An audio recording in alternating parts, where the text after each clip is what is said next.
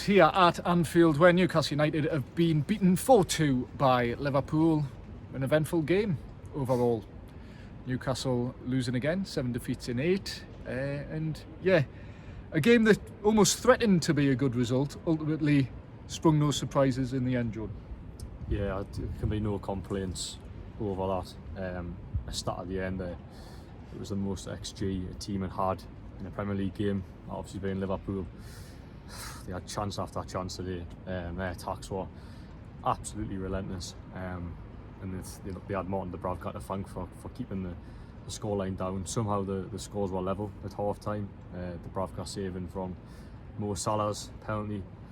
And then, yeah, in the second half, Dubravka's pulled off more counter saves, but the pressure ultimately told in the end. 4 goals, as I say, could have been a lot more. But yeah, it was somehow Newcastle were actually in the game, even though they were so open defensively, so prone to Liverpool attacks. They were in the game. I say they got an equaliser through Alexander Isak, and then they even managed to make it 3-2 at the end for a little. And I saw he threatened equaliser at the end, but obviously Liverpool got to the other end, and the penalty. There isn't a penalty. Diogo Jota, I think Alan Shearer called it, was embarrassing the way he went down, open net, but goes down. Salah makes a 4 from the spot, but we can't focus on that. That's not the story of the day.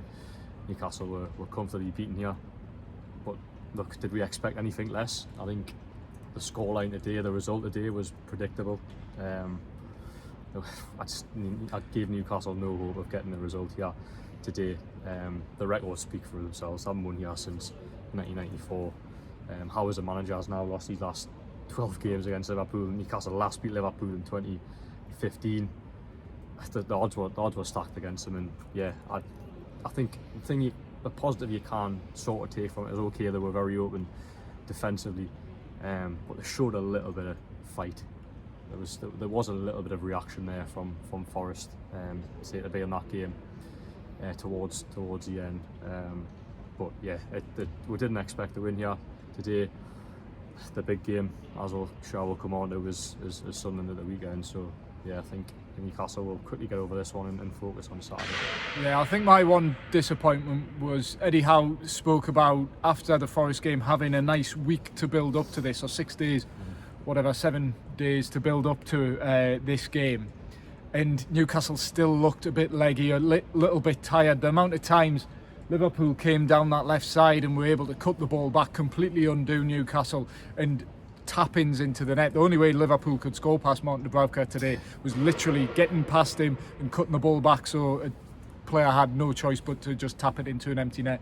I think the game bypassed Newcastle's midfield for large periods of it. The passes, splitting passes.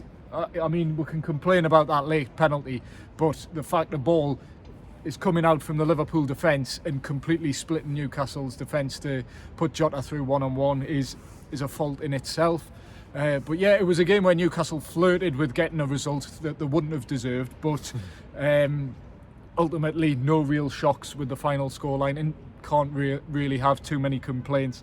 Eddie Howe said afterwards, we've spoke about it before, it is growing tired, this whole, we've got half our team out. Eddie Howe said, I'm not using it as an excuse. He keeps saying that, but ultimately the more he says it, the more it does sound like an excuse, and it is a valid point to raise, because Newcastle, they're in the game at 1-1, and Eddie Howe has nothing to bring off the bench. He brought Miguel Almiron on for Lewis Miley after about 54 minutes. Didn't really have much of an impact, despite, I think, Newcastle scoring about a minute later, but Miguel Almiron again couldn't bring any real energy or zip into the final third, where I thought, to be honest, Anthony Gordon grabbed 2 assists in the game. Not wanting to hammer every player, but Anthony Gordon grabbed 2 assists in the game. You go, oh, he's had a good performance, but could have quite easily had more, could have had a goal himself. Just decision making at key moments let Newcastle down, and I thought Alexander Isak led the line as best he could, took his goal well, had a role to play in the goal Newcastle had disallowed in the first half through Dan Burn. But yeah, all in all, another subpar performance from Newcastle, admittedly, against a very good Liverpool side.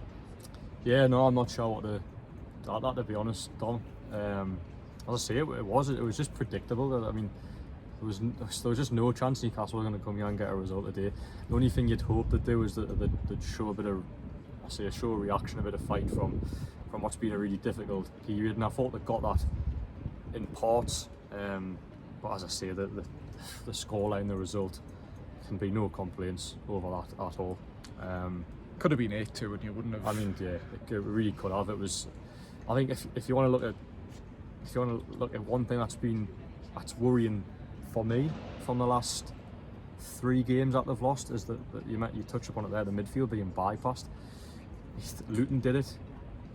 Nottingham Forest did it to a T at St James's Park. There was one pass through the middle to Morgan Gibbs-White, and today as well it was the same. The Liverpool's midfield, like Curtis Jones, Dominic Szoboszlai, they had a field day out there, especially the two wingers as well. To be fair, I thought Dan Burn did well up against Mo Salah in the first half, restricting him very little. Could have had a goal himself, but obviously ruled offside. Close, yeah. There was a lot of VAR was, just active tonight, wasn't it? It was 2 disallowed goals. Didn't make a decision though. No, because the decisions were the on-field decisions ultimately. The Liverpool fans didn't like Anthony Taylor tonight, but to be fair, so he gifted them a penalty at the end there. But anyway, back on topic. Yeah, that's the concern for me is the midfield needs shored back up, because Newcastle just seem to have lost all shape in the middle of the park recently. Bruno is your number 6, seems to be pushed up further, and especially against Forest, and just leaving gaps. I thought Newcastle would be a little bit more compact today, and if they were, it certainly didn't feel like it, because as I say, Liverpool in many ways ripped through them at will. So that's the key point for me. I think going forward now that they need to sort out that midfield, and that comes back around to the question: do they need to go out and sign a number 6 in January?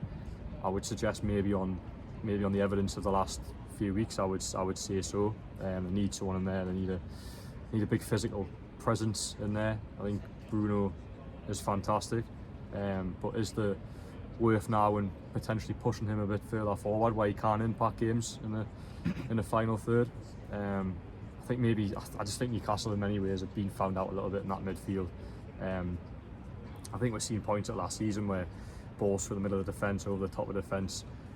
Newcastle have been cut open quite a few times from that, and as you touched upon before, Dom, Liverpool done that with ease today. I thought Fabian Schär did well, a few clearances and vital interceptions, but ultimately, and you summed up the end about the Jota. It was a simple pass through the middle, that led to the penalty. Okay, it wasn't a penalty, but it just shows how easily Newcastle were done. And there was a few times that was the case. Liverpool were very direct, put balls into the channel down the middle, and Newcastle's defence ultimately had no answer and had to rely on a very good performance from Martin Dubravka. So I think they could really benefit from it. From number 6, Calvin Phillips mentioned.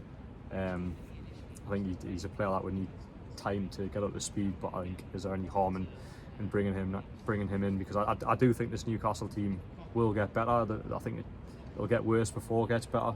Hopefully not on Saturday. I hope they do get a result against Sunderland, but you look at the Premier League fixtures they've got coming up, they probably do need a little bit of a injection of energy in that centre of the pitch, or Eddie Howe needs to get back to his tactics board and try and figure out a plan for the midfield, because that really is Newcastle's weakness at the moment. Yeah, and I think in turn with that, the defence is just unrecognisable in many ways from what it was last season, where Newcastle's success last season was built on defensive solidarity, where if I'm thinking back just off the top of my head, I think Villa and Man City were the only times they conceded 3 goals last season. Yeah. Villa obviously got beat 3-0, Man City they drew, but conceded 4 tonight, conceded 3 on Boxing Day, conceded 3 at Everton, conceded 4 at Spurs, and that's only in the past month. So yeah, that defensive solidarity that Newcastle's season was built on last year is just completely gone. There's mitigating factors to that. I think as good as Martin Dubravka was tonight, Nick Pope is a big miss in the side, and I guess that's another sort of argument that's being brought to the debate. In January we were saying before the game, Newcastle, should they go out and get a goalkeeper in January? Based on tonight's evidence, you'd probably say no, but based on the evidence of the past, I don't know, month or so, Yeah. what are you feeling, Jordan? No, they need a goalkeeper. I think. Sounds harsh, doesn't it? Yeah, it After does. it's such a good game from Martin It does. Dubravka. Yeah. I mean, in many ways, did he silence some of his critics tonight? Probably Yeah. did. Probably did. I'd say he was. He kept the scoreline down, but is it easier for a goalkeeper when he's being peppered to ultimately come up trumps? And again, that sounds really harsh. Nah, really, he really made some negative. good saves. He was really good He did. tonight. But is it them goalkeepers where, you know, they're brilliant when they're getting peppered, but then say when you cover little, when you've got less to do, and It was very old Newcastle tonight, wasn't it? Martin Dubravka keeping them in the game. Ooh, they might nick a point, but it just never felt like they were going to get something tonight. So yeah, it was very Newcastle of 2-3 years ago. I thought tonight. Yeah. So yeah, as I say, there's just no surprises tonight for me.